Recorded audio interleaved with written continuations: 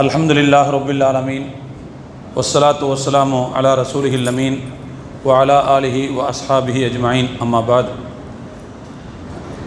قال الله تعالى في كلامه القديم بعد أعوذ بالله من الشيطان الرجيم بسم الله الرحمن الرحيم أينما تكونوا يدرككم الموت ولو كنتم في بروج مشيدة صدق الله العظيم. وقال نبينا صلى الله عليه وسلم أكثروا ذكر هادم اللذات يعني الموت أو كما قال صلى الله عليه وسلم. எல்லாம் வல்ல அல்லாஹுவின் நல்லடியார்களே, வல்ல ரஹ்மான் நம்முடைய இந்த ரமதானின் நற்செயல்களை ஏற்றுக்கொண்டு நிறைவான நற்கூலிகளை தந்தருள்வானாக. எஞ்சிய காலங்களில் இதைவிட சுறுசுறுப்பாகவும் உற்சாகத்தோடும் மன நிறைவோடும் அமல்கள் செய்து நன்மைகளை ஈட்டுவதற்கான நல்ல வாய்ப்பை அல்லாஹ் நம் அனைவருக்கும் தந்தருள் புரிவானாக. கண்ணியத்திற்குரிய அல்லாஹுவின் நல்லடியார்களே, இன்றைய தினம் நாம் ஓதிய பகுதி, அதிலிருந்து ஒரு வசனத்தின் விளக்க உரையை நாம் பார்க்க இருக்கிறோம். அந்நிசா அத்தியாயம் 4வது அத்தியாயம் 78வது வசனம். ஐனமா தக்கூனு யுதுரிக்குமுல் மௌத் ஒலவ் குன்தும் ஃபி புரூஜிம் முஷையதா. நீங்கள் எங்கிருந்த போதிலும் மரணம் உங்களை வந்தடைந்தே தீரும், நீங்கள் உயரமான கோட்டைகளில் இருந்தாலும் சரியே என்று இந்த வசனம் குறிப்பிடுகிறது. உயரமான கோட்டைகள் என்பதை சுட்டிக்காட்டுவதற்கு இந்த வசனம் புரூஜின் முஷையதா என்று சுட்டிக்காட்டுகிறது. புரூஜ் என்கின்ற சொல்லுக்கு கோள்கள் என்கின்ற ஒரு அர்த்தமும் இருக்கிறது. வானத்தில் இருக்கிற கோள்கள், சந்திரனுடைய படிநிலைகள் இருக்கு பாருங்க, படிநிலைகள். ஒவ்வொரு நாளும் ஒவ்வொரு இடத்தில் சந்திரன் இருக்கும். அந்த படிநிலைகளுக்கும் புர்ஜ் அப்படிங்கிற வார்த்தையை பயன்படுத்துவார்கள். அப்படின்னா நீங்கள் அங்கே இருந்தாலும் உங்களுக்கு என்ன செய்யும், மரணம் வந்தே தீரும் என்ற ஒரு பொருளும் இந்த வசனத்திற்கு சொல்லப்படுகிறது. அருமையான தோழர்களே, உலகத்தில் மேலே எறியப்பட்ட கல் எப்படி கீழே வந்து விழுவது நிச்சயமோ அதுபோல மரணம் என்பது நிச்சயமான ஒன்று. உண்மையிலேயே தவிர்க்க முடியாத ஒரு உண்மை இருக்குதுன்னு சொன்னால் அது மரணம் மட்டும்தான். நோய் கூட சில பேருக்கு வராமல் போயிடும். ஃபிரௌனுக்கெல்லாம் தலைவலி கூட வந்தது இல்லையா? ஃபிரௌனுக்கு தலைவலி கூட வந்தது கிடையாது. அப்போ சில பேருக்கு நோய் கூட வராமல் போயிடும், சோதனைகள் கூட வராமல் போயிடும். ஆனால் மரணம் வராமல் உலகத்தில் யாரும் தப்ப முடியாது. இப்போ எனவே தவிர்க்க முடியாத ஒரு உண்மை என்பது மரணம் மட்டும்தான். கண்டிப்பாக அந்த மரணம் என்கின்ற கோப்பையை நாம் அருந்தியே தீர வேண்டும் ஒரு கட்டத்தில். இதில் ஒரு முக்கியமான ஒரு விஷயம் நம்ம புரிஞ்சுக்கிறோம். இதில் ஒரு சர்வே ஒன்று எடுத்தாங்க, மனிதர்கள் மரணத்துக்கு பயப்படுறாங்களா இல்லையா அப்படின்னு. மரணத்துக்கு பயப்படுறாங்களா இல்லையான்னு ஒரு சர்வே ஒன்று எடுத்துருக்கிறான்.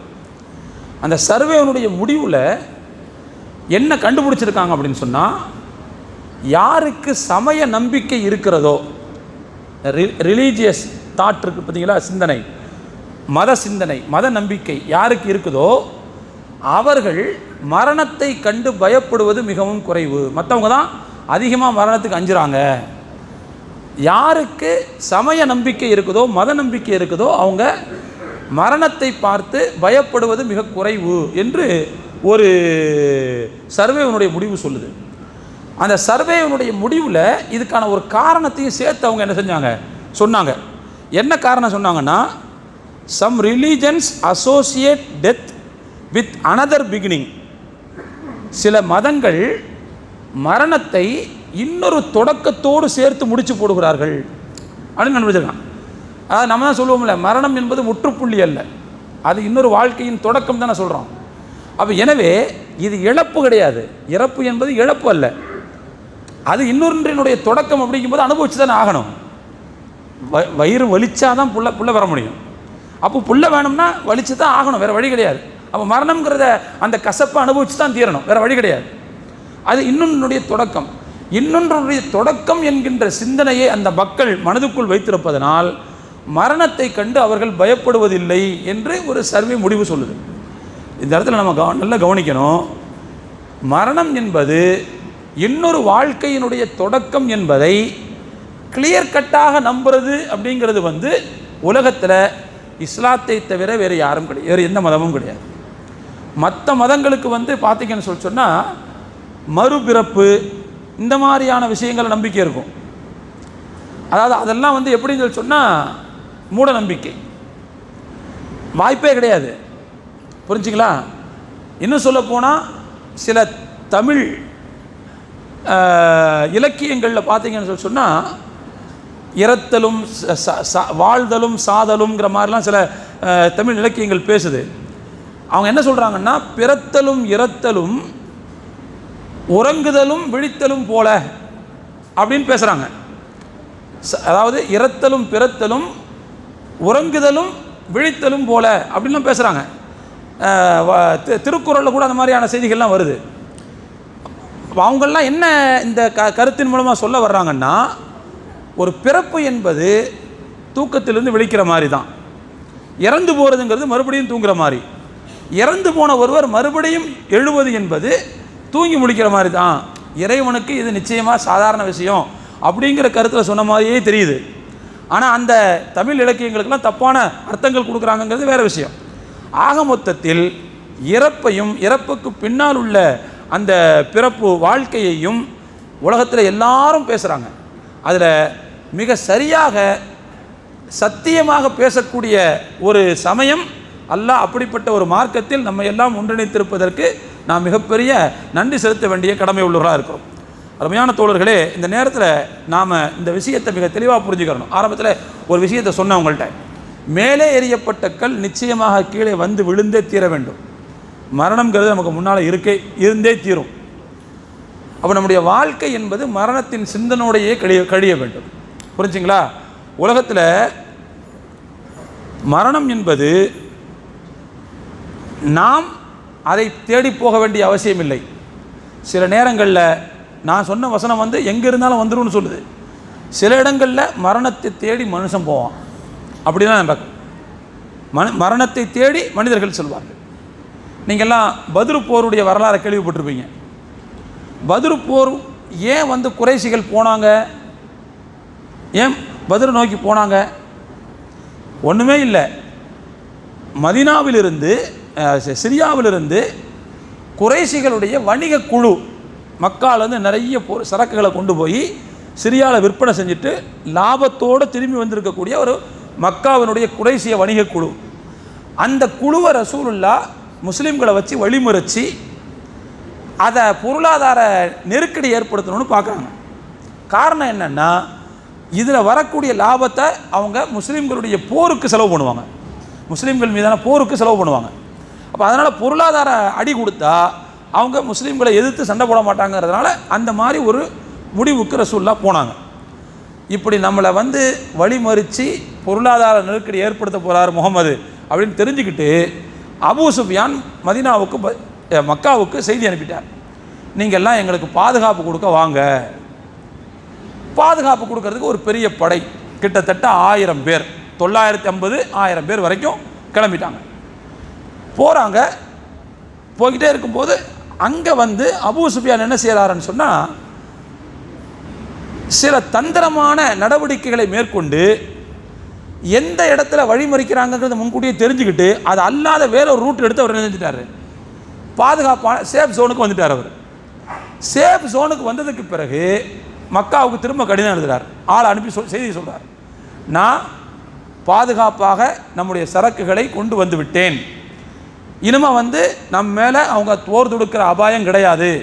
எனவே நீங்கள் படதிரட்டி வர்றீங்க, வேணாம் எல்லாம் மக்காவுக்கு திரும்பிடுங்க அப்படின்னு ஒரு தகவல் அனுப்புகிறார். ஆனால் அங்கே அபூஜஹல் தலைமையில் படை திரண்டு வருது. அவங்க சொல்கிறாங்க, அது என்ன, அது நம்ம படை கட்டினதுக்கு பிறகு என்ன திரும்பி போகிறது?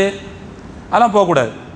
நம்ம போவோம், குறிப்பிட்ட இடத்துக்கு போவோம், போய் அங்கே போய் உட்காந்து ஒட்டகத்தை அறுத்து சாப்பிட்டு நம்முடைய சக்தியை அரபு உலகத்துக்கு என்ன செய்வோம், தெரிவிச்சுட்டு வருவோம். சும்மா அதுக்கு போய் வம்பு எடுத்துகிட்டு வருவோம் அப்படின்னு சொல்லி ஆளை அழைச்சிட்டு வந்தான். நிறைய பேர் பின்வாங்கினாங்க. அஹ்னஸ் பின் சுரைக் அப்படின்னு சொல்லக்கூடிய ஒரு மனிதர் தன்னுடைய குடும்பத்தாரை, தன்னுடைய குலத்தாரை வேணாம், நம்ம வந்து பாதுகாக்கிறதா நோக்கம். பாதுகாப்பாக வந்துட்டாங்க அவங்க. அப்போ திரும்ப நாம் போகிறது எல்லை மீறல், போகக்கூடாது அப்படின்னு சொல்லி திரும்பிட்டாங்க. ஆனால் அபூஜஹல் கேட்கல, உசுப்பு ஏற்றி எல்லாத்தையும் கூட்டு போனான். எங்கே கூட்டு போனாங்க? அவர்களுடைய கொலைக்களத்திற்கு போனார்கள், அவர்களுடைய வீடும் இடத்திற்கு அவர்கள் போனார்கள். இப்போ இந்த இடத்துல பாருங்கள், மரணத்தை நோக்கி மனிதன் போகிறான், மரணத்தை நோக்கி மனிதன் போகிறான். சில நேரங்களில் அல்லாஹு தாலா ஒரு மனிதனுடைய தலைவிதியில் மரணத்தை எழுதியிருப்பான். எவ்வளவுதான் அதற்கு மாற்றமான விஷயங்கள் நடந்தாலும் அல்லாஹ்வுடைய விதியை எதுவுமே தடுத்து விடாது. இதுக்கு சில உதாரணங்கள் இருக்குது. அதே பத்ரு போரில், போர் ஆரம்பிக்கிறதுக்கு முன்னாடி நபி ஸல்லல்லாஹு அலைஹி வஸல்லம் அவர்கள் சஹாபாக்கள்கிட்ட சொன்னாங்க, இந்த போருக்கு சில பேர் விருப்பம் இல்லாமல் வந்திருக்கிறார்கள். இந்த அபூஜஹல் மாதிரி ஆட்கள் உசுப்பு ஏற்றி கூட்டு வந்திருக்காங்க. ஆனால் அவங்களுக்கு வரணும்னு நோக்கமே இல்லை, வம்படியாக அவங்கள பிடிச்சி இழுத்துட்டு வந்திருக்கிறாங்க. அவங்களுக்கு வரணும்னு கொஞ்சம் கூட எண்ணமே கிடையாது. அந்த மாதிரியான ஆட்கள், இன்னென்ன ஆட்கள், இவங்களெல்லாம் நீங்கள் என்ன செய்யாதீங்க, போர்க்களத்தில் எதிர்த்து தாக்காதீங்க, ஏன்னா அவங்களுக்கு போருக்கு வரணுங்கிற எண்ணமே கிடையாது அப்படின்னு ரசூலுல்லாஹ் சில பேர் சொல்லியிருந்தாங்க. அதில் ஒருத்தர் அபுல் பக்தரி என்று ஒரு சஹாபி, ஒரு சஹாபி இல்லை, ஒரு மனிதர். இவரும் போர்க்களத்திற்கு வந்திருக்கிறார். இவரை போர்க்களத்தில் எங்கே பார்த்தாலும் நீங்கள் அவரை கொல்லாதீங்க, அவரை விட்டுருங்க, உயிர் தப்பிச்சவர் என்று சஹாபாக்கிட்ட சொல்லி வச்சுருந்தாங்க. 1000 பேர் உள்ள அந்த படையில் அபுல் பக்தரின்னு ஒருத்தர் இருந்தால் அவரை நீங்கள் பார்த்தா அவரை கொல்லாதீங்க அப்படின்னு போர்க்களத்தில் வீரர்களுக்கு ரசூலுல்லாஹ் இன்ஸ்ட்ரக்ஷன் கொடுக்குறாங்க. நல்லா யோசிச்சு பாருங்கள், சஹாபாக்களுக்கு எவ்வளோ பேர் நெருக்கடி அது. சண்டை போடுற நேரத்தில் அங்கே போய் குஷனை விசாரிக்க முடியுமா? நீங்கள் அபுல் பக்தரிங்களா, உங்களை வந்து ரசூலுல்லாஹ் வேணான்னு சொல்லியிருக்காங்க, நீங்கள் நவுந்துக்குங்க அப்படின்னு சொல்ல முடியுமா அங்கே போய் உட்காந்து? ஆனால் இருந்தாலும் சஹாபாக்கள் ரசூலுல்லாஹ் சொல்லிட்டாங்கிறதுக்காக யாரை எதிர்க்கிறாங்களோ அவங்கள்ட்ட கேட்டாங்களாம். அப்படி ஒரு சஹாபி, அன்சாரி சஹாபி, முஜத்தர் என்பது அவருடைய பெயர். அவர்கிட்ட என்ன செய்கிறார், அபுல் பக்தரி மாற்றார். அப்போ கேட்குறார், இந்த முஜத்தருங்கிற சஹாபி அவர்கிட்ட கேட்குறார், ஹல் அந்த அபுல் பக்தரி அப்படின்னு கேட்டார். நீங்கள் தான் அபுல் பக்தரியா அப்படின்னு. என்னப்பா போரில் போய் என்ன நலம் விசாரிக்கிற? இல்லை, எங்களுடைய தூதர் சொல்லியிருக்கிறாங்க, போர்க்களத்தில் அபுல் பக்தரின்னு ஒருத்தர் வந்திருக்கிறாரு, அவரை கொல்ல வேணான்னு சொல்லியிருக்கிறாங்க. ஏன்னா மக்காவுடைய காலகட்டத்தில் முஸ்லீம்களுக்கு ரொம்ப சாதகமாக நடந்துக்கிட்டாரு, ரொம்ப சகாயமாக நடந்துக்கிட்டாரு, மற்றவங்கள்லாம் தொல்லை கொடுத்தாங்கன்னா இவங்க அதை எதிர்ப்பார் இவர். இப்போ அந்த மாதிரி ஒரு நல்ல மனோபாவம் இருந்ததுனால அவரை போர்க்களத்தில் கொல்லாதீங்கன்னு என்ன செஞ்சுருக்காங்க, எங்கள் தூதர் சொல்லியிருக்கிறாங்க. ஆனால் நீங்கள் அபுல் பக்தரின்னா கொஞ்சம் நவந்துக்குங்க அப்படின்னு என்ன செய்யறாரு சொல்கிறார். அப்போ அந்த அபுல் பக்தரி கேட்குறாரு, இந்த பாதுகாப்பு எனக்கு மட்டும்தானா, என் கூட ஃப்ரெண்டு ஒரு ஆள் வந்திருக்கார், அவருக்குமா அப்படின்னு கேட்குறாரு. அப்போ அந்த சஹாபி, முஜத்தர் இருக்கிற சஹாபி சொல்கிறாரு, உங்களுக்கு மட்டும்தான், எங்கள் தூதர் உங்கள் பேரை அவர் பேரை சொல்லலை, அபுல் பக்தரியை பார்த்தா கொல்லாதீங்கன்ற, அவர் கூட இன்னொருத்தர் வருவார், அவரையும் கொல்லாதீங்கன்னு சொல்லலை, நீங்கள் நகர்ந்துக்குங்க, நான் அவர்கிட்ட சண்டை போடணும் அப்படிங்கிறார். அப்போ அபுல் பக்தரி சொன்னார், நாங்கள் வந்து வரும்போதே ஒரு கூட ஒன்றா தான் வந்திருக்கிறோம், என் கூட்டாளி அவர், 2 பேரும் ஒரே இதில் வந்திருக்கிறோம். இப்போது எனக்கு மட்டும் உயிர் பிச்சை கிடச்சி நான் தப்பிச்சு போனேன், நண்பனை போர்க்களத்தில் சாவுக்கு கொடுத்துட்டேன்னு என் மேலே ஒரு இழிவான ஒரு பழி ஒன்று வரும், அதனால் என்னால் என்ன செய்ய முடியாது, அவரை மட்டும் விட்டுட்டு என்னால் போக முடியாது அப்படிங்கிறார். தயவுசெய்து குறுக்க வராதிங்க, உங்களை கொல்ல சொல்லி எனக்கு உத்தரவில்லை, நான் அவரை கொல்றதுக்கு ட்ரை பண்ணும்போது நீங்கள் வந்து விழுந்தீங்கன்னா எனக்கு தெரியாது அப்படிங்கிறார். ஆனால் அபுல் பக்தரி நகர மாட்டேங்கிறார். கடைசியில் இவர் என்ன செய்கிறாருன்னா, அபுல் பக்தரியை விட்டுட்டு அந்த ஆள்கிட்ட சண்டை போடுற அந்த நேரத்தில் இவர் குறுக்க வந்து விழுந்து அவரை வந்து போயிறார். ரொம்ப கனத்த மனசோட ரசூலுல்லாஹ் போய் சொல்கிறார், யார் ரசூலுல்லாஹ், அபுல் பக்தரியை கொல்ல வேணான்னு சொல்லிங்க, அவர் மனுஷன் இன்னொருத்தரை ட்ரை பண்ணிக்கிட்டு இருக்கும்போது உள்ளே வந்து விழுந்துட்டார் இருந்தாலும், நான் என்ன செய்யட்டும் அப்படின்னா, சரி பரவாயில்ல, அவராக வந்து விழுந்து அதுக்கு நம்ம என்ன செய்ய முடியும் அப்படின்னு ரசூலுல்லாஹ் சொன்னாங்க. இந்த இடத்துல நல்ல கவனிங்க, ரசூலுல்லாஹ் அவரை கொல்ல வேணான்னு சொல்லியிருக்கிறாங்க. ஆனால் அவருடைய தலைவிதி அங்கே தான் இறக்க வேண்டும் என்று இருந்திருக்கிறது. அதனால் அந்த பாதுகாப்பு உறுதி கொடுக்கப்பட்டதற்கு பிறகும் கூட அவரால் என்ன செய்ய முடியலை, அங்கேருந்து தன்னால் தப்பிக்க முடியலை அப்படிங்கிறத பார்க்குறோம்.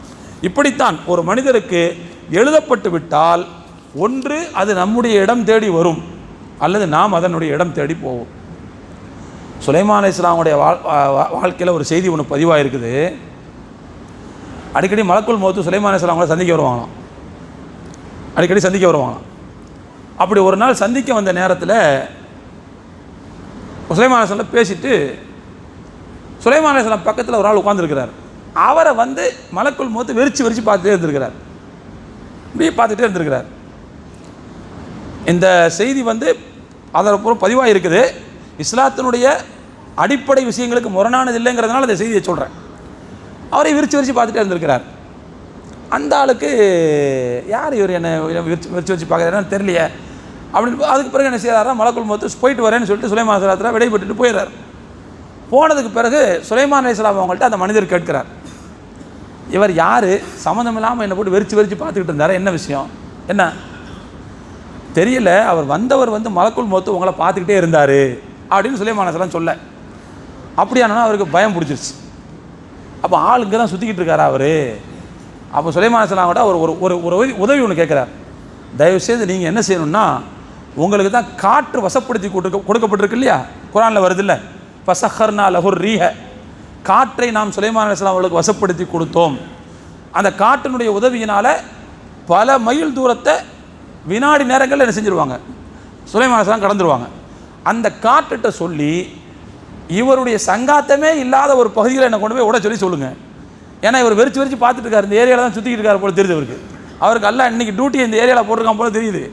அதனால் இவருடைய சங்காத்தம் இல்லாத ஒரு பகுதியில் என்னை கொண்டு போய் விட சொல்லுங்கள் அப்படின்னு சொல்ல சுலைமான் அலைஹிஸ்ஸலாம் சரி பரவாயில்ல அவர் ஹெல்ப் பண்ணுவேன்னு சொல்லிட்டு அந்த காற்றுக்கு உத்தரவு போட்டு வேறு ஏதோ ஒரு தூரமான ஒரு இடத்துல கொண்டு போய் விட சொல்லிட்டாராம். விட்டுட்டா கரெக்டாக இஸ்ராயில் அலைஹிஸ்ஸலாம் அங்கே தான் நின்றுருக்கிறார், கரெக்டாக வாங்கியிருக்கிறார். அதுக்கப்புறம் சுலைமான் அலைஹிஸ்ஸலாம்கிட்ட பேசும்போது சொன்னாங்களாம், அல்லாஹு தஆலா என்ன அந்த மனுஷனுடைய உயிரை கைப்பற்றுவதற்கு உத்தரவு போட்டிருந்தான், அது குறிப்பிட்ட இடத்துல வச்சு தான் உயிரை வாங்கணும்னு போட்டிருந்தான். இன்னும் கொஞ்ச நேரம் தான் இருக்குது, இந்த ஆள் இவ்வளோ தூரத்தில் உட்காந்துருக்கானே என்னன்னு தெரியலையே, அல்லாஹ் அந்த ஊரில் வச்சு இந்த ஆளுடைய உயிரை வாங்க சொன்னாங்க, சுலைமான் அலைஹிஸ்ஸலாம் பக்கத்தில் இந்த ஆள் ஏன் உட்காந்துருக்காருன்னு நான் வெறிச்சு பார்த்துட்டே இருந்தேன். அதுக்கப்புறம் நீங்கள் ஹெல்ப் பண்ணி அங்கே போய் விட சொல்லிட்டீங்களா, வசதியாக போச்சு. தோழர்களே, இது சிரிக்கிறதுக்காக இருந்தால் கூட நம்ம யோசிக்கணும், சில நேரங்களில் நமக்கு முடிவு செய்யப்பட்ட அந்த இடம் நாம் ஒன்று அந்த இடத்திற்கு போவோம் அல்லது அது நம்மை தேடி வந்துவிடும். எதுக்கு சொல்ல வரேன்னு சொன்னால், இந்த விஷயத்தை பொறுத்த வரைக்கும் எப்போதும் மரணத்திற்கு தயாராக இருக்கக்கூடிய வாழ்க்கையை வாழச் சொல்லித்தான் மார்க்கம் நமக்கு உத்தரவிடுகிறது. அதைத்தான் நம்முடைய மூத்த தலைமுறை அறிஞர்கள் நமக்கு அறிவுரைகளாக சொல்லியிருக்கிறார்கள். மரணத்திற்கு பிறகுள்ள வாழ்க்கை இருக்குது பாருங்க, அந்த வாழ்க்கையினுடைய லாபத்திற்கு தகுந்த மாதிரியான அமைப்பில் தான் இந்த உலக வாழ்க்கையை நாம் அமைத்துக் கொள்ள வேண்டும். அந்த வாழ்க்கையில் நட்டம் ஏற்படக்கூடிய அளவுக்கு உலக வாழ்க்கையை நாம் அமைத்துக் கொள்ளக்கூடாது. நபி ஸல்லல்லாஹு அலைஹி வஸல்லம் அவங்க சஹாபாக்கள்கிட்ட கேட்டாங்க, புத்திசாலி யார் தெரியுமா, யார் அறிவாளி தெரியுமா, அறிவுஜீவி தெரியுமான்னு கேட்டாங்க. சஹாபாக்கள் சொன்னாங்க, அல்லாஹு வ ரசூலுஹு ஆலம், அல்லாஹ்வுக்கும் அவனுடைய தூதருக்கும் தான் தெரியும், எனக்கு தெரியல அப்படின்னா. எங்களுக்கு தெரியலன்னாங்க. ரசூலுல்லாஹ் சொன்னாங்க, உண்மையில் அறிவுஜீவி என்பவர் மரணத்திற்கு பிறகுள்ள வாழ்க்கைக்கு யார் தயாராக இருக்கிறாரோ அவர் தான் என்று சொன்னார்கள். வ அமில லிமா பஅதல் மௌத் என்று சொன்னார்கள். மரணத்திற்கு தயாராகவும் மரணத்திற்கு பிந்தைய வாழ்க்கைக்கான தயாராகவும் யார் இருக்கிறார்களோ அவர்கள்தான் உண்மையான புத்திசாலி, அறிவுஜீவி என்று பெருமானார் ஸல்லல்லாஹு அலைஹி வஸல்லம் சொன்னார்கள். அருமையான தோழர்களே, நாம் யோசிக்கணும், இந்த மாதிரியான தயார் நிலை வாழ்க்கையைத்தான் மார்க்கம் நமக்கு சுட்டி காட்டுகிறது. சில நேரங்களில் அல்லாஹு தஆலா யாருக்கு எங்கே மௌத்தை வச்சிருப்பான்னு சொல்ல முடியாது. மரணம்ங்கிறது வந்து நம்ம சில நேரத்தில் நினைப்போம், இந்த அபாயகரமான இடத்துக்கு போயிட்டா மரணம் வந்துடும் அப்படின்னு சில பேர் சொல்லுவாங்க. இன்றைக்கி நம்ம ஓதின வசனம் கூட என்ன சொல்லுது, எந்த பின்னணியில் வருதுன்னு சொன்னால், அவர்களுக்கு அறப்போர் கடமையாக ஆக்கப்பட்டது, ஜிஹாது பண்ணணும்னு கடமையாக்கப்பட்டுச்சான். சில முனாஃபிகள் சொன்னாங்களாம், லிம கத்தபுத்த அலையினல் கித்தால், ஏன் எங்களுக்கு ஜிஹாது பண்ணுறது கடமையாக ஆக்குனீங்க, ரொம்ப கஷ்டம்ல, அது உயிரை கொடுக்க வேண்டியது இருக்குமே அப்படின்னு அவங்க சொன்னாங்க. அந்த பின்னணியில் தான் அல்லாஹ் அந்த ஆயத்தை சொல்கிறான். எப்போ நீ போர்க்களத்துக்கு போனால் தான் உன் உயிர் போகும்னு அர்த்தம் கிடையாது. போர்க்களத்தில் போயும் என்ன செய்யலாம், உயிர் மடியாமல் வாழ முடியும். காலித் பின் வலீதுன்னு ஒரு சஹாபி கேள்விப்பட்டிருக்கீங்களா? அவங்களுக்கு பேர் என்ன, சைஃபுல்லான்னு சொல்லுவாங்க. அல்லாவின் போர்வாள், ஸ்வாட் ஆஃப் அல்லாஹ், அல்லாவின் போர்வாள்னு அவங்களுக்கு பேர். அவருடைய வரலாறில் தோல்விங்கிறதுனுடைய ஒரு எழுத்தை கூட அவர் என்ன செய்ய பார்த்ததே கிடையாது. தோல்வி அனுபவிச்சதே கிடையாது. இஸ்லாத்திற்கு முன்னர் இஸ்லாத்தை எதிர்த்து சண்டை போட்டிருக்கார், அப்போதும் அவர் தோத்தது கிடையாது. இஸ்லாம் ஆனதுக்கு பிறகு இஸ்லாத்துக்காக சண்டை போட்டிருக்கார், அப்போதும் அவர் தோத்தது கிடையாது. வெற்றி மட்டுமே தன்னுடைய வீர வரலாறாக கொண்ட ஒரு சஹாபி தான் ஹாலித் பின் வலீத் ரலியல்லாஹு அன்ஹு. அவங்க சொல்கிறாங்க, என்னுடைய வாழ்க்கையில் 100க்கும் மேற்பட்ட போர்க்களத்தில் நான் பங்கெடுத்திருக்கிறேன். நான் போர்க்களத்தில் பங்கெடுத்த போது என்னுடைய மேனியில் ஏற்பட்ட காயங்கள், வாள் வெட்டுக்கள், அம்பு காயங்கள், ஈட்டி குத்துகள் என்னுடைய உடம்பின் ஒவ்வொரு ஜான்லையும் இருக்கும். ஒவ்வொரு ஜானில் ஒவ்வொரு குத்து இருக்கும், ஒவ்வொரு தாக்குதல் இருக்கும், ஒவ்வொரு விழுப்புண் இருக்கும். அவ்வளவு விழுப்புண்களை நான் அல்லாஹ்வுடைய பாதையில் நான் அடைந்திருக்கிறேன். ஆனால் எனக்கு இப்போ நினச்சா ரொம்ப வருத்தமாக இருக்குது. அல்லாஹ் அந்த போர்க்களத்தில் எனக்கான மரணத்தை தரவில்லை, என்னுடைய மரணப்படுக்கையிலே நான் கடந்து மரணமாக இருக்கிறேன் என்று சொல்லிட்டு அவங்க சொன்னாங்களாம், லா நாமத் ஐனுல் ஜுபனாயி, கோழைகளுக்கு கண்ணுறக்கம் வரக்கூடாதுன்னு சொன்னாங்களாம். கோழைகளுக்கு கண்ணுறக்கம் வராது என்று சொன்னாங்க. நிம்மதியான தூக்கம் கிடையாது அவங்களுக்கு. சொல்கிறாங்க, இத்தனை போரில் சந்தித்து ஒரு எதிரியினுடைய கையால் என்னுடைய உயிர் போயிருக்கக்கூடாதா? ஷஹாதத்தாச்சே. ஒரு எதிரியினுடைய வாள் வெட்டால் என்னுடைய உயிர் போயிருக்கக்கூடாதா? நான் ஷஹீதாக இருப்பேனே, உயிர் தியாகியாக ஆகியிருப்பேனே அப்படின்னு அவங்க ஆசைப்பட்டாங்க. ஆனால் அல்லாஹு தாலா அவருக்கு மரணப்படுக்கையில் உள்ள இயல்பான மரணத்தை தான் கொடுத்தார். போர்க்களத்தில் கலந்துக்கிட்டால் உயிர் போயிருன்னு யார் சொன்னா? ஆனால் ஒரு விஷயம் இந்த இடத்துல புரிஞ்சுக்கிறணும், ஏன் அல்லாஹ் அவருக்கு போர்க்களத்தில் மரணத்தை கொடுக்கல அப்படின்னா அதுக்கு ஒரு தத்துவத்தை மார்க்க அறிஞர்கள் சொல்லித்தர்றாங்க. என்ன அப்படின்னா, அவருக்கு ரசூலுல்லாஹ் சூட்டின பேர் தான் சைஃபுல்லாங்கிற பேர், அல்லாஹ்வுடைய வாள் அப்படிங்கிறார். இப்போது ஒரு எதிரியினுடைய கையினால் போர்க்களத்தில் கொல்லப்பட்டால் அல்லாஹ்வுடைய வாளை இன்னொரு வாள் முறித்ததாக ஆகிவிடும். அல்லாஹ்வுடைய வாளுக்கு தோல்வி ஏற்பட்டு விடும். அப்போ அதனால் அல்லாஹ் அது ஏற்படாமல் அல்லாஹ் காப்பாற்றினா, அப்படி தான் இதை நம்ம புரிஞ்சுக்கிறணும் இதை. ஆனால் அதே நேரத்தில் அவருடைய எண்ணத்தின் அடிப்படையில் அவருக்கு ஷஹாதத்தினுடைய அந்தஸ்தை அல்லாஹ் கொடுத்துருவான். அவர் மரணப்படுக்கையில் இறந்ததுனாலேயே அவர் ஷஹீத் இல்லைன்னு சொல்ல முடியாது. ஒருவர் ஷஹீதாக வேண்டும் என்று மனதில் நினைத்து அந்த எண்ணத்தில் உறுதியாக இருந்தால் அவர் மரணப்படுக்கையில் இறந்து போனாலும் அவர் ஷஹீதுடைய அந்தஸ்தை பெறுவார் ரசூலுல்லாஹ் சொன்னார். அப்போ எதுக்கு நான் அந்த செய்தியை சொல்ல வரேன்னா, ஆபத்தான பகுதிக்கு போயிட்டாலே மரணம் வந்துடும் அப்படிலாம் கிடையாது. சில இடங்களில் நம்ம கேள்விப்படுறோம், நிலநடுக்கங்கள் வருது, நிலநடுக்கங்கள், கடுமையான உயிர் சேதங்கள் ஏற்படுகின்றன. ஆனால் ரெஸ்கியூ பண்ணுறவங்க தோண்டி எடுத்து பார்க்க போகும்போது அழகான புள்ள உயிரோடு இருக்குது, 80 வயசு தாத்தா உயிரோடு இருக்கிறார். அங்கே நிறைய இழப்பு ஏற்படுது, உயிரிழப்புகள் ஏற்பட்டிருக்கு. யார் இந்த குழந்தையை காப்பாற்றினார்? யார் இந்த வயோதிகரை காப்பாற்றினார்? ஏன் மற்றவர்களுக்கு வந்த அந்த மரணம் இவர்களுக்கு வரவில்லை? அப்போ விபத்து, போர் என்பதும் மரணம் என்பதும் சம்பந்தப்பட்டது அல்ல. போர்னாலே உயிர் போயிடணும் கிடையாது, விபத்துனாலே உயிர் போயிடும் கிடையாது. போருக்கும் விபத்துக்கும் உயிர் போகிறதுக்கும் சம்மந்தம் கிடையாது, போருக்கும் உயிர் போகிறதுக்கும் சம்மந்தம் கிடையாது. போர் என்பது வேறு, உயிர் போகிறது என்பது வேறு. உயிர் போகிறது எதோட சம்மந்தப்பட்டதுன்னா மனிதனுடைய ஆயுளோட சம்மந்தப்பட்டது. ஆயுசு முடியணும்னு இருந்தால் முடியும், ஆயுசு முடியணும்னு இருந்தால் முடியும், இல்லைன்னா முடியாது. இந்த நம்பிக்கை நமக்கு நிச்சயமாக வரணும். இந்த நம்பிக்கை நமக்கு உறுதியாக இருந்தால் தான் அல்லாஹ்வுடைய பாதையில் நம்மளால் சேவை செய்ய முடியும். இல்லாட்டி நாம் என்ன செய்வோம்னா நமக்கு நாமே பயந்துக்கிட்டு துணிச்சலாக துணிகரமாக இறங்க வேண்டிய வேலைகளில் நாம் இறங்காமல் நம்மை நாமே தடுத்து கொள்வோம். தோழர்களை நாம் யோசிக்க வேண்டும். மரணம் வர வேண்டும் என்றால் எங்கேனாலும் வருங்க, எங்கேனாலும் வரும். நான் ஒரு மிடில் ஏஜ் பருவத்தில், அதாவது ஒரு சின்ன வயசும் இல்லாமல் பெரிய வயசும் இல்லாமல் இருந்த ஒரு காலத்தில் ஒரு செய்தி கேள்விப்பட்ட இப்போவும் எனக்கு ஞாபகம் இருக்குது. ஒரு பள்ளிக்கூடத்துக்கு போகிற ஒரு குழந்தை, அதாவது பிரைமரி வகுப்பு படிக்கிற பையனை வச்சுக்கோங்க, மத்தியானம் சாப்பிட்றான், சாப்பிட்டா உடம்பு ஃபுல்லாக விஷம், உடனே மயங்கி கீழே வந்து செத்து போயிடறான். அந்த குழந்தை செத்து ஸ்கூலில் செத்து போயிடுது. உடனே ஹாஸ்பிட்டலில் தூக்கி ஓடினா உடம்பு ஃபுல்லாக விஷம் பரவி இருக்குங்கிறாங்க. என்ன தாயிட்ட கேட்டால் ஒன்றும் இல்லையா, நான் சாப்பாடு தானே கொடுத்து விட்டேன் அப்படிங்கிறாங்க. போய் என்ன சாப்பாடு கொடுத்துருங்க? தயிர் சாப்பாடு கொடுத்து விட்டேன். கடைசியில் போய் ஃப்ரிட்ஜில் திறந்து அந்த தயிர் கொட்டாவை எடுத்து பார்த்தா உள்ளே ஒரு சின்ன பாம்பு குட்டி செத்து கிடந்துச்சான். எங்கே? ஃப்ரிட்ஜுக்குள்ளே. எப்படி போச்சு? மரணம் அங்கே வர வேண்டும் என்று அல்லாஹ் விரும்பினான். ஒரு ஆயுளோடு சம்பந்தப்பட்ட விஷயமாக அது இருந்தது. அல்லாஹ் அந்த பாம்பை கொண்டு போய் உள்ளே கொண்டு போய் சேர்த்தான், அந்த வீட்டை கொண்டு போய் சேர்த்தான். இப்படி தான் புரிஞ்சுக்கிறதுமே தவிர, அதே மாதிரி இன்னொரு முக்கியமான விஷயத்தை நம்ம கவனிக்கணும். மரணம் என்பது ஆயுளோடு சம்பந்தப்பட்ட விஷயம் தானே தவிர அது வயசோடு சம்பந்தப்பட்ட விஷயம் கிடையாது. வயசானவங்களுக்கு தான் மரணம் வரும் அப்படிலாம் இல்லை.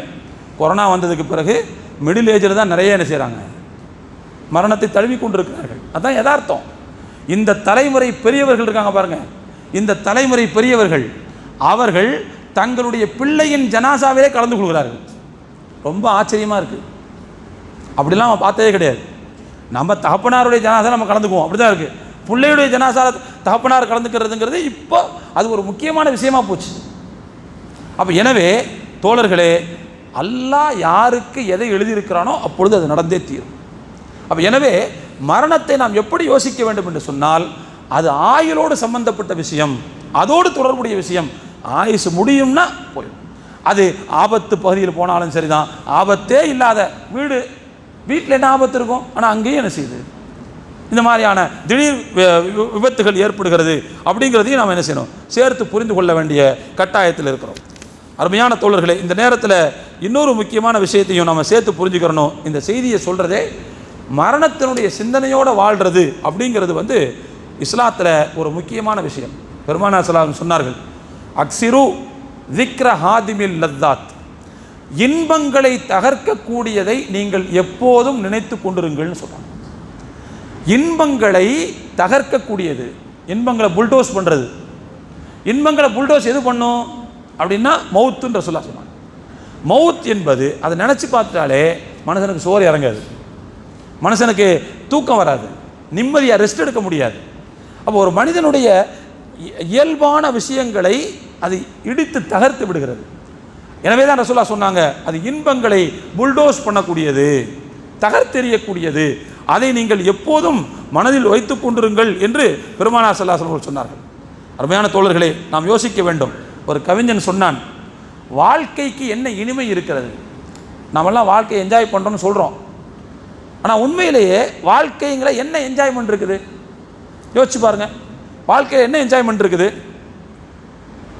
மரணமும் மூப்பும், மரணமும் தள்ளாமையும். அதை நினைத்து பார்த்தாலே இன்பம் நம்முடைய தொண்டை குழிக்குள்ளே அழைத்து கொண்டிருக்கிறது. அப்படிதானே அர்த்தம். ஒரு மனுஷனுக்கு நோய் ஏற்படுது, தள்ளாமல் வருது, அதை தாண்டி போகும்போது மரணமும் வந்துடுது. இதெல்லாம் நம்முடைய வாழ்க்கையில் இருக்கும்போது எப்படி என்ஜாய்மெண்ட்டாக எப்படி இருக்க முடியும்? அது தொண்டைக்குழியில் அடைச்சிக்கிட்டு நிற்குதேன், எப்படி நம்மளால் என்ஜாய்மெண்ட் பண்ண முடியும்? ஒரு கவிஞன் கேட்கிறார்.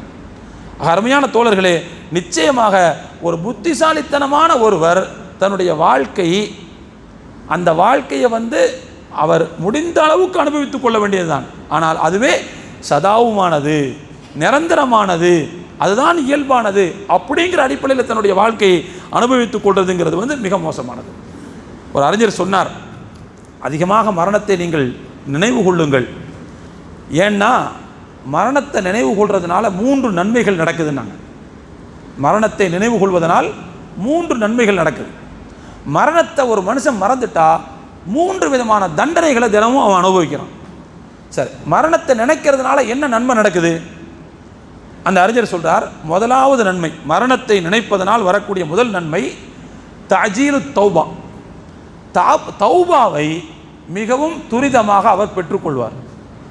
பாவ மீட்சின்னு சொல்கிறோம். தௌபானா என்ன? அல்லாட்ட பாவ மீட்சி பெறுவது. மரணத்தினுடைய சிந்தனை இருந்தால் அடிக்கடி அல்லாட்ட மன்னிப்பு கேட்க சொல்லிக்கிட்டே இருக்கும். ரசூலுல்லாஹ் ஒரு நாளைக்குனா 100க்கும் மேற்பட்ட தடவை பாவ மன்னிப்பு தேடன்னு சொன்னாங்கல்ல. ஏன் அவங்களுக்கு அந்த சிந்தனை வந்துச்சு? மரணத்தினுடைய சிந்தனை அவங்க இருந்தாங்க.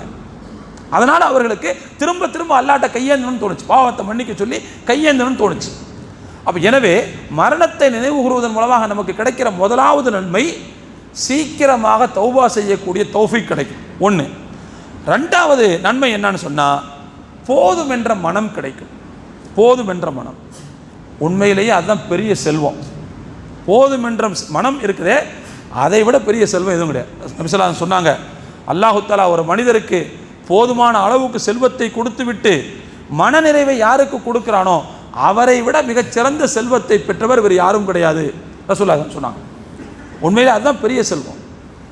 ஒரு ஹதீஸில் சொல்ல விளக்கம் சொன்னாங்க, நீங்கள் தன்னிறைவுன்னு எதை சொல்லுவீங்க? சஹாபாக்கள்கிட்ட கேட்டாங்க, தன்னிறைவுன்னு எதை சொல்லுவீங்க? நிறைய பொருட்கள், நிறைய தட்டுமுட்டு சாமான்கள், நிறைய செல்வங்கள் வாரி குவிக்கிறது, இதுக்கு பேர் தான் தன்னிறைவு. இதுதான் பணக்காரத்தன்மை, இதுதான் செல்வம் அப்படின்னு சஹாபாக்கள் சொன்னாங்க. ரசூலுல்லாஹ் சொன்னாங்க, இது அல்ல தன்னிறைவுங்கிறது இதுக்கு பேர் கிடையாது. ஒன்று வந்தால் இன்னொன்று தேவைப்படுது. எப்பொழுது தேவை அதிகமாகி கொண்டே இருக்கிறதோ அப்போ நம்ம ஏழைன்னு தான் அர்த்தம். யார் தேவையாவா? ஏழை தான் தேவையாவா. அப்போ நமக்கு தேவை அதிகமாக நமக்கு இன்னும் நிறைவு வரலன்னு அர்த்தம். உண்மையில் தன்னிறைவு எது அப்படின்னு சொன்னால், போதும் என்று இருக்கிறத வச்சு நம்முடைய வாழ்க்கையை ஓட்டுற அந்த இதற்கு பாருங்க, அதுதான் உண்மையிலேயே செல்வம், அதுதான் தன்னிறைவுன்னு ரசூலுல்லாஹ் சொன்னாங்க. தோழர்களே, ஒரு மனிதர் மரணத்தினுடைய சிந்தனையில் இருந்தால் அவருக்கு போதும் என்ற மனத்தை அடுத்து அல்லாஹ் தருவான். இது 2வது நன்மை. 3வது நன்மை என்னன்னு சொன்னால், இபாதத்தில் ஆர்வப்பெருக்கு ஏற்படும், சுறுசுறுப்பு வரும். இபாதத்தில் நமக்கு என்ன செய்யணும்னு சொன்னால் உற்சாகம் வரும். இல்லைன்னா ஏனோதானோன்னு தொழுகிற மாதிரி இருக்கும், ஏனோதானோ நன்மை செய்கிற மாதிரி இருக்கும். உற்சாகத்தோடு அமல் செய்யக்கூடிய வாய்ப்பு மரணத்தினுடைய சிந்தனை இருக்கக்கூடியவர்களுக்கு கண்டிப்பாக கிடைக்கும். சரி, அதே நேரத்தில் மரணத்தை மறந்து வாழ்வதால் 3 தண்டனைகள் கிடைக்கும்னு சொன்னால, அது என்ன தண்டனை அப்படின்னா, முதலாவது தண்டனை தௌபாவை தள்ளி போடுவார். அல்லாட்ட பாவ மன்னிப்பு கேட்காத தள்ளி போடுவார். நம்ம தான் வாழ போகிறோமே, பின்னாடி பார்த்துக்கலாம்னு போவார். பின்னாடி பார்த்துக்கலான்னு போனால் என்ன கேட்கறதுக்கு முன்னாடி தூக்கிட்டு போயிட்டா, அப்போ தள்ளி போடுற அது ஒரு தண்டனை. பாவ மன்னிப்பு கேட்கறதுக்கு நம்முடைய மனசு ஒத்துழைக்காட்டா நாம் யோசிக்கணும், அல்லாஹ் நம்மளை தண்டிக்கிறான்னு புரிஞ்சுக்கணும். நாம் டேஞ்சர் ஜோனில் இருக்கோம்னு புரிஞ்சுக்கணும். அல்லாட்ட பாவ மன்னிப்பு கேட்குற மனசு உந்துதல் நமக்கு வரலன்னு வச்சுக்கோங்க, அந்த உந்துதல் வராட்டியே நம்ம புரிஞ்சுக்கிறணும், நாம் டேஞ்சர் ஜோனில் இருக்கிறோம், தண்டிக்கப்படுறோம்னு புரிஞ்சுக்கணும். முதல் விஷயம். 2வது ரசூலுல்லாஹ் சொன்னாங்க, தண்ணீரை இருக்கிறத வச்சு போதுமாக்கி கொள்ளக்கூடிய மனநிலை இல்லாமல் போவது, இது ஒரு விதமான தண்டனை. 3வது ரசூலுல்லாஹ் சொன்னாங்க, 3வது அந்த அறிஞர் சொன்னார், இபாதத்துகளில் நற்செயல்களில் ஒரு மனிதருக்கு சோர்வு ஏற்படும், ஆர்வம் இருக்காது. இந்த 3 தண்டனையை புரிஞ்சுக்கணும். எதனால் கிடைக்கக்கூடிய தண்டனை? மரணத்தை மறப்பதனால் ஏற்படக்கூடிய தண்டனை என்று அந்த அறிஞர் சொன்னார். அதே நேரத்தில் இன்னொரு முக்கியமான விஷயத்தை நான் சொல்லி என்னுடைய உரையை நிறைவு செய்து கொள்கிறேன். மரணத்தை நினைவில் தான் வச்சுக்கிறேன் தவிர மரணத்தை ஆசைப்படக்கூடாது. மரணத்தை ஆசைப்பட சொல்லி ரசூலுல்லாஹ் சொல்லலை. நான் செத்து போயிடணும், ஏன் தான் வாழ்றேனோ தெரியல அப்படிலாம் சொல்லக்கூடாது. அதை ரசூலுல்லாஹ் விரும்பலை. உங்களில் ஒருவர் தமக்கு மரணம் வர வேண்டும் என்று ஆசைப்படக்கூடாது ரசூலுல்லாஹ் சொன்னாங்க. ஆனால் ஒருத்தருக்கு நொம்பலம் அதிகமாக இருக்குது, நூடுல்ஸ் ஆயிட்டார், கடுமையான நெருக்கடி, அவரால் தாங்க முடியலை, இருக்கிறதை விட செத்து போகிறது நல்லதுன்னு நினைக்கிறார். அந்த மாதிரி கட்டத்துக்கு ஒருத்தர் வந்துட்டார்னா அப்போ கூட அவர் என்ன செய்யக்கூடாதுன்னா இறந்து போகணும்னு ஆசைப்படக்கூடாது. மாறாக என்ன செய்யணும்? ரசூலுல்லாஹ் சொல்லி கொடுத்தாங்க, இறைவா, நான் உயிர் வாழ்வதில் அர்த்தமும் நன்மையும் இருந்தால் எனக்கு தொடர்ந்து ஹயாத்தை கொடு, நான் உயிர் வாழ்வதில் அர்த்தமும் நன்மையும் இல்லை என்றால் என்னை நீ அழைத்துக்கொள், அப்படி துவா செய்யுங்க அப்படின்னு ரசூலுல்லாஹ் சொல்லி கொடுத்தாங்க. அப்போ மரணத்தை நினைத்து கொண்டு வாழ்வது என்பது வேறு, மரணத்தை ஆசைப்படுவது என்பது வேறு. இந்த வித்தியாசத்தை புரிஞ்சுக்கணும். ஒன்று. அது மாதிரி இறுதியாக இன்னொரு செய்தி, நம்முடைய வாழ்க்கை ஒரு அழகான ஓமை, மௌலானா ரூமி ரஹ்மத்துல்லாஹி அலைஹி அவர்கள் ஒரு அழகான ஓமையை சொன்னாங்க. அந்த ஓமையை தயவுசெய்து எப்போதும் மறக்காமல் நாம் வச்சுக்க வேண்டிய தேவை இருக்குது. ரூமி ரஹ்மத்துல்லாஹி எப்படி ஆளுன்னு சொன்னால், ஒரு கதையை சொல்லி யதார்த்தத்தை புரிய வைப்பாங்க. அப்படி ஒரு கதையை சொல்கிறாங்க. ஒரு காட்டு பகுதியில் கரடுமுரடான பாதையில் ஒரு மனிதன் ஓடுகிறான். ஏன் ஓடுறான்னா, ஒரு வித்தியாசமான விலங்கு அவனை துரத்தி கொண்டு ஓடுகிறது. தப்பிச்சுக்கிறதுக்காண்டி அந்த காட்டு வழியாக ஓடிக்கிட்டே இருக்கான். ஆனால் அந்த விலங்கு அவனை விட மாட்டேங்குது, துரத்திக்கிட்டே இருக்குது, விடாமல் துரத்துது. இவன் வேகமாக உயிர் பிழைக்கணுங்கிற அந்த எண்ணத்தில் வேகமாக ஓடினவன் ஒரு இடத்துல மிகப்பெரிய பாதாளம், அதை கவனிக்காமல் உள்ளே விழுகிறான். ஆஹா செத்தமடா அப்படின்னு நினச்சிட்டு உள்ளே விழும்போது உள்ளே பார்த்தீங்கன்னா ஒரு பெரிய பாதாளம். அது விழுந்து கொண்டிருக்கும் போதே திடீர்னு பார்த்தீங்கன்னா அங்கே காட்டுப்பகுதியில் உங்களுக்கு மரங்கள்லாம் இருக்கும்ல, அந்த மரத்தினுடைய கிளையில் அவனுடைய கைப்பட்டு அந்த கிளையில் தொங்கிக்கிட்டு நிற்கிறான். ஏதோ ஒரு சின்ன கிளைன்னு வச்சுக்கங்க, இந்த ஆலமரத்தில் இந்த விழுதுகள் மாதிரி இருக்கும்ல, அந்த மாதிரி இதை பிடிச்சி தொங்கி நிற்கிறான்.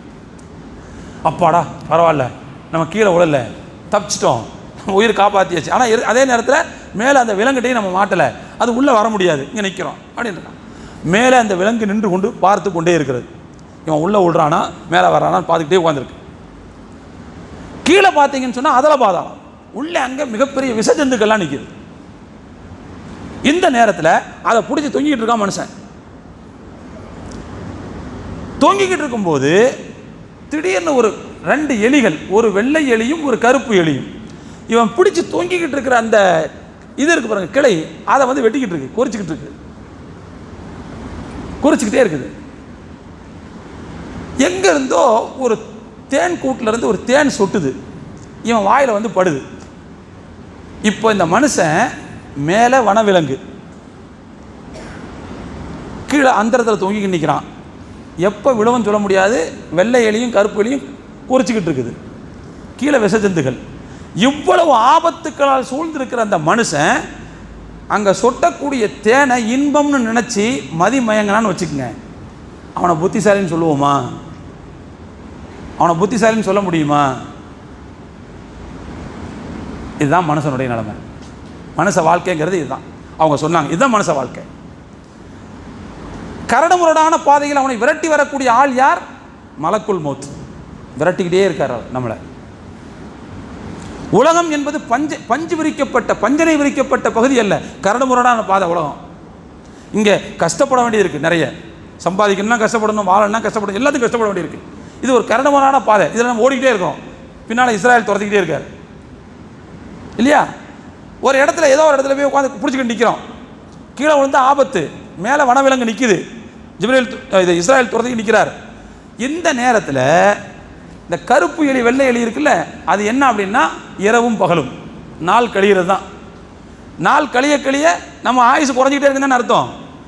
அப்போ அது வெள்ளை எலி கருப்பு எலிங்கிறது நாள், இரவும் பகலும். அது நம்முடைய ஆயுளை கொஞ்சமாக குறைச்சிக்கிட்டே இருக்குது, குறித்து கொண்டே இருக்கிறது. இப்போ இந்த உலகத்தில் கிடைக்கிற கொஞ்சம் போல இன்பங்களை தேனு மாதிரி நக்கிக்கிட்டு லயிச்சுட்டு அதில் மனுஷன் மதிமயங்கி போனான்னா எப்படி அவனுடைய வாழ்க்கை கடை தேர முடியும்? அவனுடைய வாழ்க்கை எப்படி அர்த்தமுள்ள வாழ்க்கையாக இருக்க முடியும்? தோழர்களே, இந்த ஓமையைத்தான் மௌலானா ரூமி ரஹ்மத்துல்லாஹி சொன்னார்கள். தோழர்களே, இதுதான் மனிதனுடைய வாழ்க்கையின் யதார்த்தம்.